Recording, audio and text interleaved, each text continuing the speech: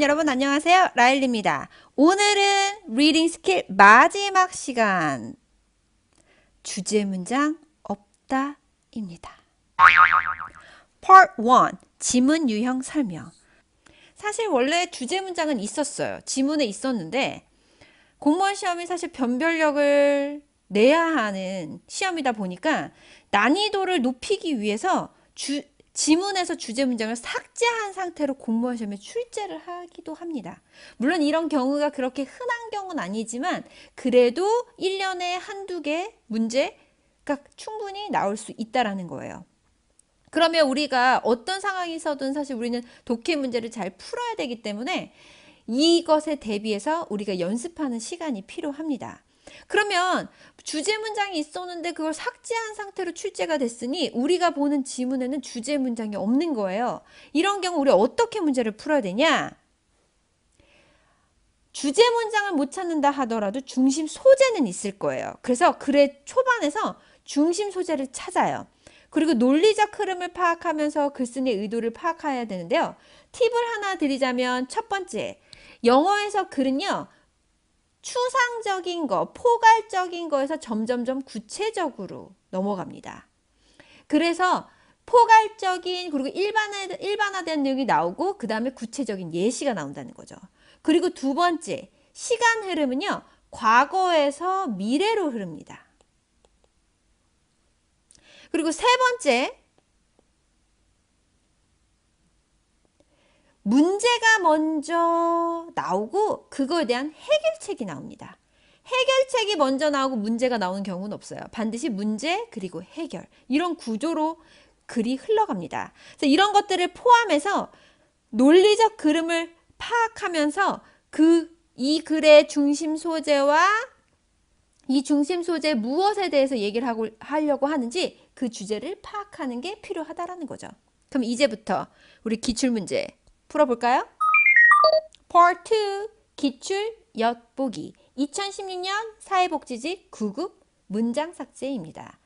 우리 이 지문에는요 사실 초반에 그리고 주제 문장이 없는 경우에 해당이 됩니다. 그렇다 하더라도 우리 초반에 중심 소재는 잡고 글의 흐름을 논리적 흐름을 찾아서 우리가 주제를 파악할 수 있겠죠. 그렇다면 우리 첫 번째 문장 같이 한번 볼게요. 아이들은요 이득을 볼 수 있습니다. From benefit. From 하면 이 from 뒤에 나온 명사 또는 동명사를 통해서 이득을 얻다라는 의미를 가지고 있어요. 그래서 learning으로부터 이득을 얻을 수 있습니다. 근데 무엇을 배우는 거죠? how부터 어디까지? and 앞까지. 그래서 learning이 A and B에 해당이 됩니다. 이것을 배우고 그리고 추측하는 거로부터 이득을 얻을 수 있다. 이런 의미인데요. 무엇을 배우냐? 그 문맥적 실마리를 어떻게 사용하는지 배워서 의미, 뭐예요?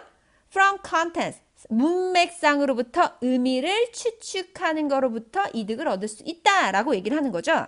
그렇다면 이 글의 중심 소재는 무엇일까요? 바로 문맥상의 어떤 단서를 찾아서 그 문맥상에서부터 의미를 파악하는 거. 그래서 여기서 중심 소재는 바로 문맥상의 어떤 힌트가 바로 이 글의 중심 소재가 되겠네요.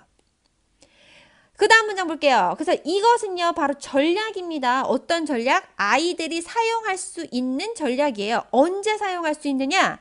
그 아이들이 부딪혔을 때 어디에 부딪혀요? 익숙하지 않은 단어를 부딪혔을 때 아이들이 사용할 수 있는 전략이라는 거죠. 그래서 아이들이 이 단어 무슨 단어인지 모르겠어? 그러나 문맥상의 어떤 실마리를 가지고 이 단어가 어떤 의미로 쓰였겠구나 라고 파악할 수 있다라는 거죠. 그렇다면 이 글이 주제인가? 이것이 이 글의 주제인가? 다음 문장 보겠어요. Conversely. 반대로라는 의미가 나오죠. 이 글의 주제는 이것은 아니었나 봐요. 반대로 some researcher 나오네요. 몇몇 연구하는 사람들이죠. 전문가예요. 우리 무시 못할 문장이겠죠.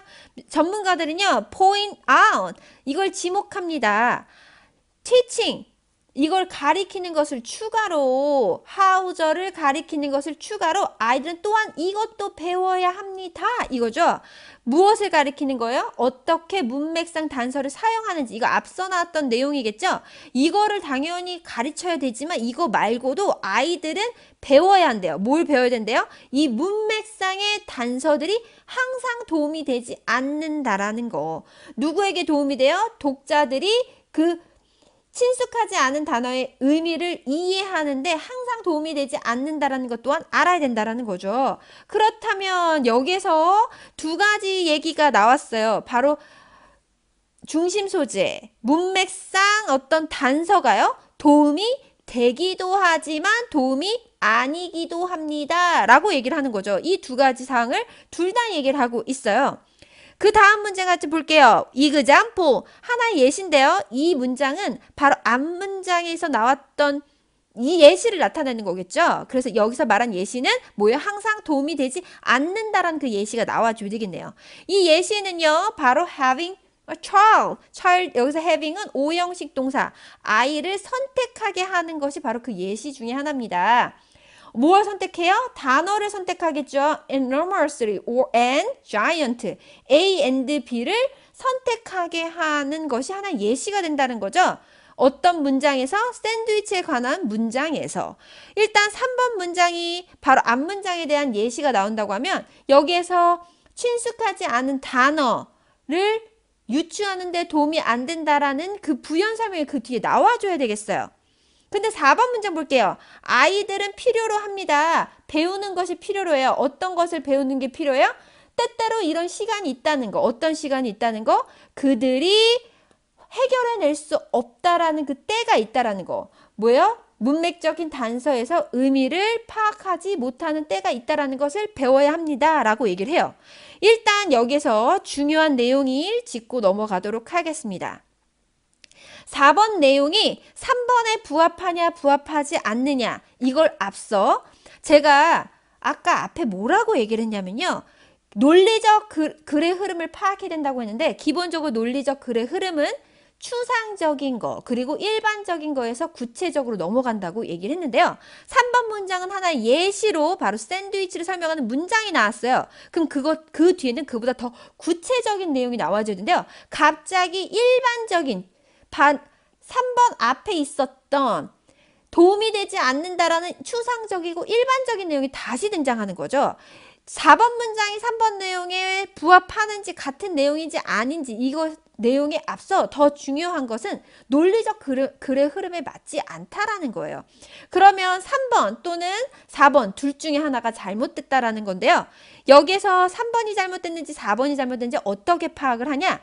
여기 앞서 나온 예시는 이 unfamiliar 이 단어의 의미를 이해하는데 도움이 되지 않는다라는 것으로 사실 예제로 적절하지 않기 때문에 여기에서는 어색한 문장은 바로 3번 문장에 해당이 됩니다.